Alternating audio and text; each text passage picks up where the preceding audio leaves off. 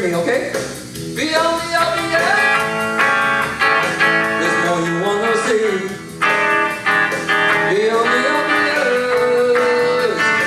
there's more you wanna see.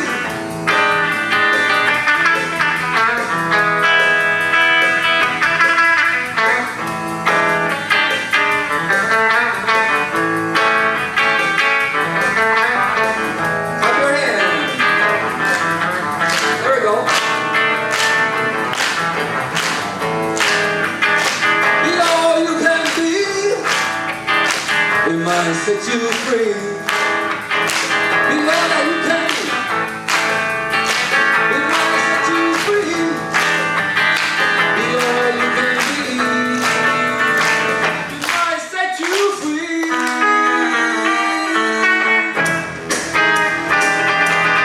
All right. Thank you very much. Good night.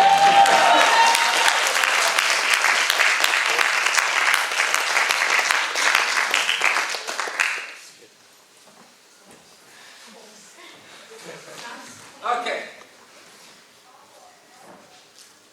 Now let's go beyond the obvious. Well, first of all, my name is Don Shi. As Mark introduced me, I'm a tech guy, a business person. But then again, I want to create an element of surprise, so I came out as a musician. And I think I did it pretty well. Did I? Thank you. When I see people down there, like, oh my God, don't do that. No, anyways, it's always good to take risks, isn't it? Right. Well, first of all, I want to give a big shout out to the IBSH TED team.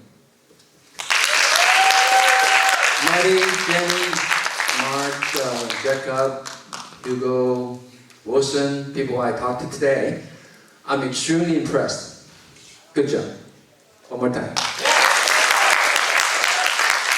Since I look at the youth today, actually I'm flabbergasted. You know, I just speechless.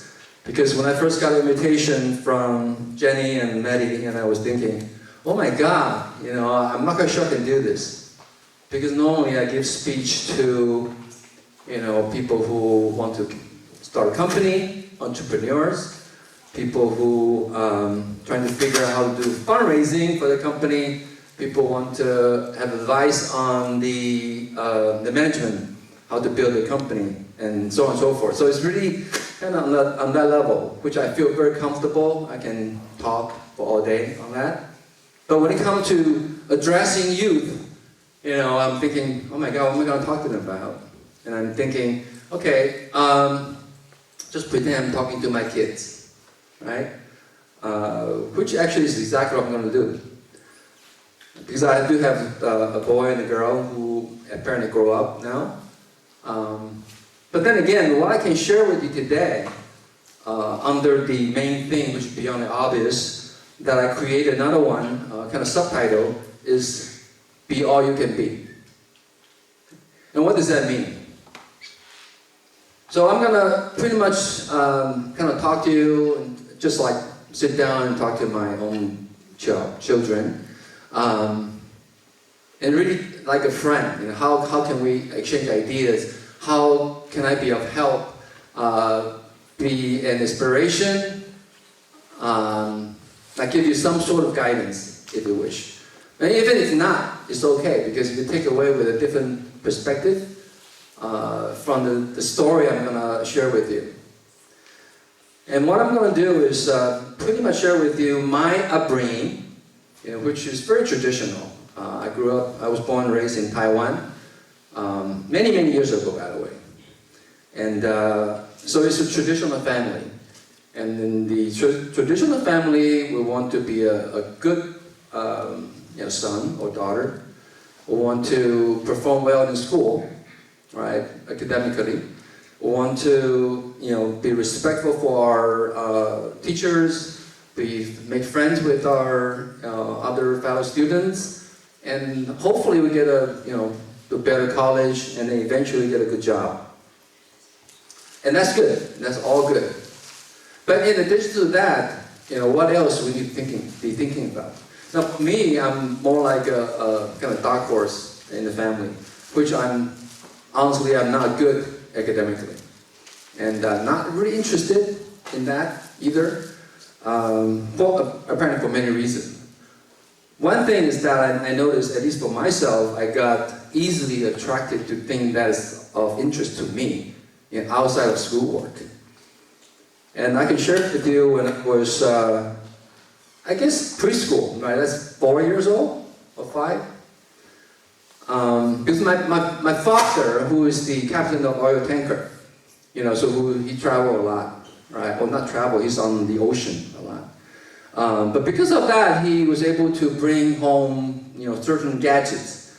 So at that time, we have something called the record player, the vinyl record player.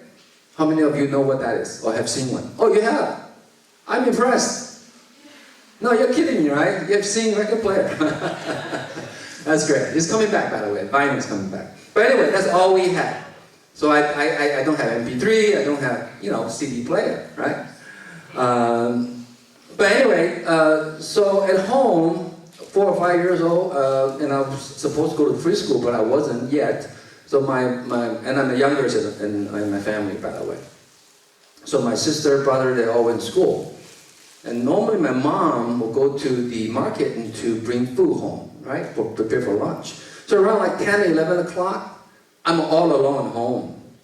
And back then there's no such thing as babysitter, by the way. Right? So I was all alone at home.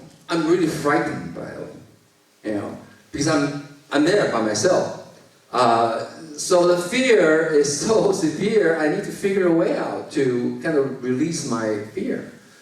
So what ended up happening was that I put on a record that my father bought, which is this angelic sound from Vienna Boys Choir.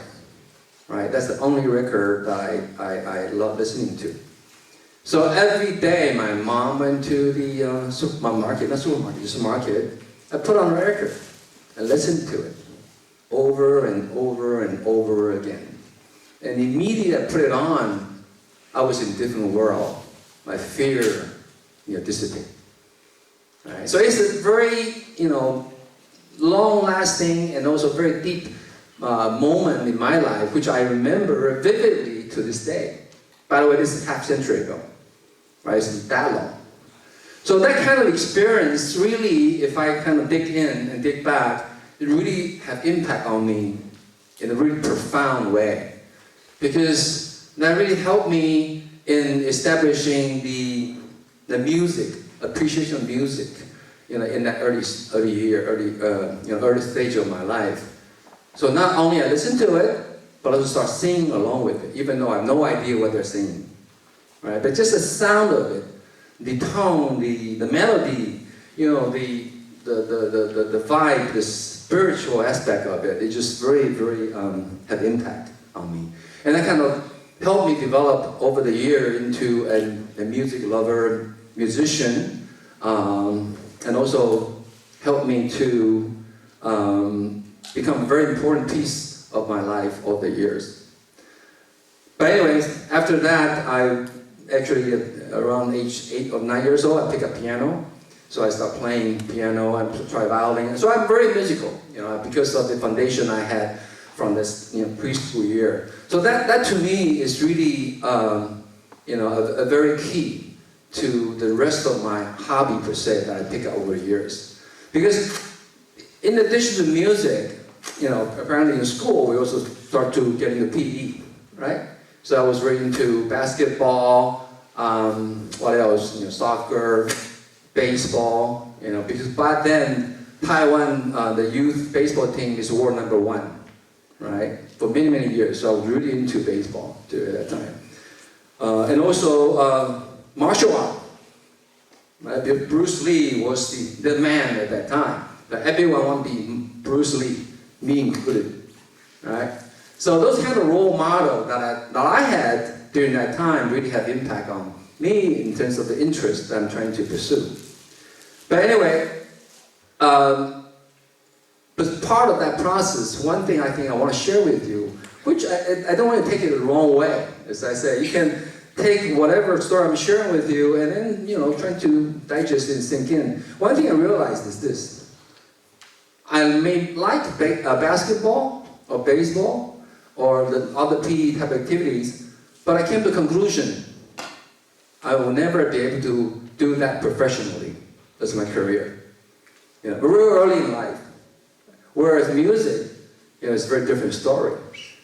So while I'm exploring my inner potential, if you wish, outside of the academic world, and I also start to analyze, or based upon the sequence of events or incidents, that I kind of, you know, came to conclusion of certain things. For example, basketball. I practiced like 3 or 4 hours every day when I was really young, right? And I can shoot like 9%, right? And 3-pointers, whatnot. And I said, wow, I can do that. You know, I can be a professional basketball player. But guess what? Whenever it came to match, right, competition tournament, I just missed it outside of the rim. And somehow I could not handle that pressure. And I just kind of said, boy, I must not be practicing hard enough. You know, I need to practice more and more and more. But guess what? Every time I go back on the match, you know, I just missed it. You know, and as I said, to this day, I still don't know why, by the way. But I try, and then came to the conclusion. So you know what? That's it. That's my limit. And same thing happened. You know, I was practicing kung fu, right? Martial art is really, really popular. So you know, I was pretty good. Right? I can high kick and, you know, spin kick and all that when I was younger, of course. But also several incidents took place that I came to the conclusion I'm not going to be Bruce Lee. What can that be? Very simple. Because again, you're getting to this kind of tournament things, right? And one of my buddy in school, right? We also practice together. So not only martial art like Taekwondo, we also practice Thai boxing. So Thai boxing, you have to hit and kick at the same time, right? So because nowadays it's very popular now. But back then, and I was really into it. So we're practicing boxing and kicking. But whenever I match up against my friend, I always lose. And it's very funny because I just whenever I think I'm going to get him now, it's like, boom, he got me, right? I said, no way. There's no way he's going to hit me again. Boom, he got me again. Right? And finally I figured out, again, as I say, it's not like lack of practice. I'm really compulsive when it comes to practicing. You know, you do the squatting thing for the foundation for like hours and kicking and whatnot. Then I realized one thing is, he's just naturally faster than I am. Right? He's just the fastest, the responsive time he has. Like he can just, boom, he hits you before you know it. You know, and that's a natural thing, in my opinion. It's gifted. You know, he's gifted. At least on that aspect, right? So, and as I say, that's the conclusion I came to. You know, I'm not gonna be Bruce Lee or Jackie Chan, right? You know, I have my limit, right? And same thing when it comes to baseball. So over the years, I took on certain things, and of course, I started self-analyzing. You know, what might be of interest to me, or what might not be. But overall, today, I'm sharing with you this kind of very simple story. That there are, I think, 2 main, you know, train of thought you might want to take away. One is you do want to be all you can be. You know, explore your interests and trying to, you know, immerse yourself with things that catch your attention, that you feel passionate about. Hard, and then work toward that, whatever the goal that is, right? But at the same time, you know, and be able to step aside and look at that and say, you know, this is good, this is all good.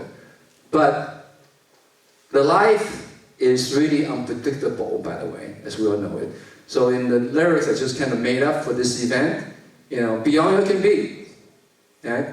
Beyond the obvious. Then once you're beyond the obvious, you want to, you know, see what's out there. You know, there's more you want to see, right? But when you in the process of beyond you can be, it might set you free. Right? The thing that you invest yourself into is going to come to you in the future in your life. So in summary, you know, my professional career is a business person, right? Which is great. You know, I did quite well. But at the same time, I never gave up my music. Actually, I also picked up some other passion along the way, like photography, videographer, for example. So all those things that give you excitement, that make you feel passionate, that you want to be able to explore your potential, I would definitely say go for that, you know. And at the same time, keep a perspective of your life and do whatever that you know, excites you. And then you will be able to become a winner toward the end of the day. Thank you very much.